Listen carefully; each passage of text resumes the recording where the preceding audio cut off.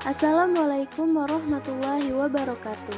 Halo semua, kami dari kelompok 2 yang beranggotakan Deka Fitria, Iki Tamara Ilmi, Erliana Nuriza, dan Eva Erlanda.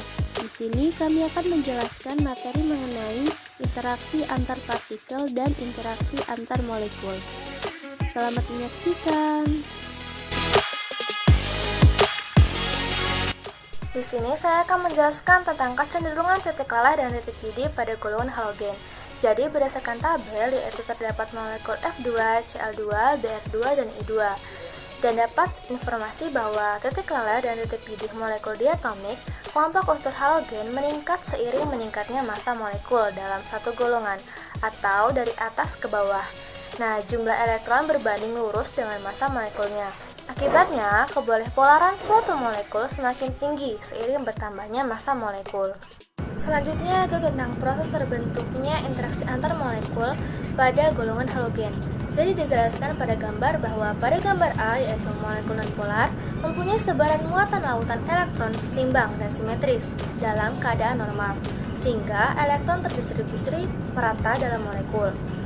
Dan pada gambar B, dijelaskan bahwa pada waktu tertentu atau sesaat dapat terjadi pengutupan atau pembentukan dipol. Nah, dipol ini disebut dengan dipol sesaat. Sedangkan pada gambar C, yaitu sisi yang bermuatan parsial negatif dari dipol sesaat akan mempengaruhi kerapatan elektron molekul terdekat, sehingga membentuk dipol. Hal ini memungkinkan dua molekul membentuk ikatan yang disebut dengan gaya London. Nah, pada gambar D yang terakhir yaitu gaya tarik-menarik ini hanya berlangsung sesaat, dikarenakan dipol sesaat dan terimbas muncul mengikuti fluktuasi elektron. Nah, pada deret molekul golongan halogen, ukuran molekulnya bertambah besar, sebab jari-jari atom F lebih kecil daripada Cl, lebih kecil daripada Br, dan lebih kecil daripada I. Akibatnya elektron dapat dengan leluasa bergerak pada I2 daripada F2. Hal ini yang membuat I2 lebih mudah menjadi dipol sesaat. Gaya antar molekul ini dikenal dengan sebutan gaya dispersi London. Perhatikan gaya London yang terjadi antara dua molekul I2 berikut ini. Nah, gaya London terjadi pada semua ukuran molekul, baik untuk senyawa polar maupun nonpolar. Semakin berat dan luas suatu atom dan molekul akan membentuk gaya dispersi yang semakin kuat. Semakin luas suatu atom atau molekul, rata-rata elektron valensi semakin jauh dari inti. Elektron valensi tersebut akan tertahan lebih kuat dan semakin mudah dapat membentuk dipol sementara. Distribusi elektron yang mudah di sekeliling atom atau molekul dapat distorsi yang disebut dengan polarisabilitas. Gaya dispersi London cenderung lebih kuat antara molekul yang terpolarisasi lebih mudah dan juga sebaliknya. Selanjutnya yaitu keterkaitan antara berat molekul dan distribusi elektron terkait dengan kekuatan interaksi dan sifat fisik golongan halogen. Jadi dalam golongan halogen, nomor atom itu bertambah dari atas ke bawah. Seiring dengan bertambahnya nomor atom, bertambah pula jumlah elektron dan jumlah proton. Dengan bertambahnya nomor atom, maka ukuran awan elektron yang membentuk muatan parsial negatif semakin besar. Hal ini juga berakibat pada semakin kuatnya interaksi antar molekul yang bersangkutan. Nah, gaya dispersi pada molekul halogen ini yang paling kuat yaitu molekul iodium. Karena mereka itu memiliki jumlah terbesar dari elektronnya.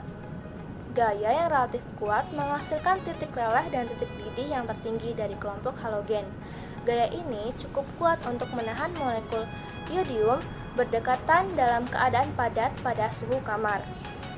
Gaya dispersi yang semakin lemah untuk brom, klorin, dan fluorin, dan ini diilustrasikan dengan titik leleh dan titik didih yang lebih rendah daripada iodium. Brom ada dalam bentuk cair pada suhu kamar, sedangkan klorin dan fluor adalah gas. Dengan molekul yang lebih jauh terpisah dari satu sama lain, gaya antar molekul hampir tidak ada dalam keadaan gas, sehingga gaya dispersi dalam klorin dan fluor hanya menjadi terukur saat suhu menurun, dan iodium mengembun menjadi keadaan cair. Saya Niki Tamara Ilmi, NPM 1913023004, akan mempresentasikan mengenai interaksi antar molekul polar. Kecenderungan titik leleh dan titik didih pada hidrida golongan 15, 16, dan 17. Berdasarkan data dalam gambar dan tabel di atas, kita memperoleh informasi bahwa titik didih dan titik leleh hidrida golongan 15, 16, 17 cenderung meningkat dalam satu golongan dari atas ke bawah. Proses terbentuknya interaksi antar molekul pada hidrida-hidrida. Interaksi antar molekul polar atau dipol-dipol atau gaya dipol-dipol. Gaya dipol-dipol merupakan gaya yang bekerja antara molekul-molekul polar, yaitu antara molekul-molekul yang memiliki momen dipol. Pada hidrida halogen, atom H terikat pada atom unsur-unsur halogen yang berbeda. Terjadi interaksi dipol-dipol apabila molekul-molekul hidrida halogen saling mendekat, maka molekul-molekulnya cenderung menyusun diri dengan ujung dipol positif berdekatan dengan ujung dipol negatif dari molekul di dekatnya. Misal interaksi yang terjadi antar molekul HCl pada atom H berkutub positif dan atom Cl berkutub negatif, sehingga kutub Cl akan selalu berdekatan dengan kutub yang berlawanan. Jadi atom Cl akan mendekat dengan atom H dan terjadilah tarik-menarik antar molekul HCl dan begitu seterusnya. Keterkaitan antara berat molekul dan distribusi elektron dengan kekuatan interaksi dan sifat fisik. Jumlah elektron berbanding lurus dengan massa molekulnya. Seiring bertambahnya jumlah elektron, maka ukuran awan elektron yang membentuk kutub negatif pun semakin besar dan ukuran dipol pun semakin besar pula, seperti gambar di samping. Besarnya ukuran dipol juga berakibat kepada semakin kuatnya interaksi antar molekul yang bersangkutan. Dengan demikian, energi yang diperlukan untuk merusak interaksi antar molekul pun semakin besar pula. Akibatnya, titik didih dan titik lelehnya cenderung meningkat. Nama saya Erliana Nuriza, NPM 1953023004. Yang berikutnya, jika kita perhatikan pada gambar berikut, yaitu data titik didih hidrida unsur-unsur golongan 14 sampai 17. Nah, terlihat pada golongan 15, 16, dan 17 itu mengalami penyimpangan, yang biasanya titik leleh dan titik didih senyawa yang homolog yang mengandung unsur-unsur dalam satu golongan meningkat seiring dengan meningkatnya massa molekul. Penyimpangan ini teramati pada titik didih molekul NH3, H2O, dan HF, di mana titik leleh dan titik didih molekul-molekul tersebut lebih tinggi dibandingkan dengan molekul hidrida segolongannya. Lalu, apa yang menyebabkan anomali atau penyimpangan pada hidrida-hidrida tersebut? Menurut Latimer and Rothfuss, interaksi elektrostatik antar molekul yang luar biasa kuatnya dapat terjadi antara molekul-molekul jika suatu molekul mengandung atom hidrogen yang terikat pada atom dengan harga elektronegativitas besar dan molekul tetangganya itu mengandung atom dengan harga elektronegativitas besar dan memiliki pasangan elektron bebas. Nah, inti hidrogen ditarik secara elektrostatik oleh pasangan elektron bebas dari molekul yang berada di dekatnya dan berayun bolak-balik antara kedua atom pada molekul-molekul tersebut. Nah, interaksi elektrostatik antara dua molekul ini disebut juga dengan ikatan hidrogen. Perhatikan pada gambar berikut, gambar ikatan hidrogen pada molekul H2O, HF, dan NH3. Jadi, ikatan hidrogen ini merupakan interaksi dipol-dipol antara atom hidrogen dalam ikatan polar seperti NH, OH, atau FH dengan atom elektronegatif O, N, atau F. Baiklah, di sini saya akan menjelaskan materi mengenai interaksi antara molekul polar dan nonpolar. Yang pertama, yaitu proses kelarutan oksigen di dalam air. Molekul air merupakan salah satu contoh molekul polar dan molekul oksigen merupakan salah satu contoh molekul nonpolar.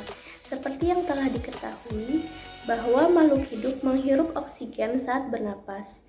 Ikan, udang, dan berbagai jenis hewan air lainnya menghirup oksigen yang terlarut dalam air saat bernapas.